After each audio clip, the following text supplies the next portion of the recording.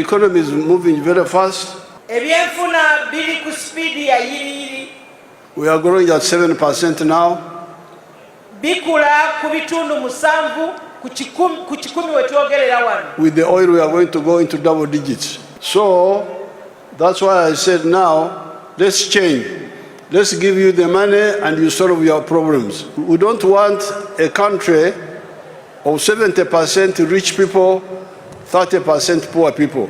Therefore, that's why we are going to put emphasis on PDM, enough PDM money to reach all the homesteads. And especially in the towns, we may have to put about 300, 400 million per parish. But even in the rural areas, we can target that we finish all the homes in 3 years. So what we want is everybody to be involved in wealth creation. But please, all of you go and be members of the parish circle.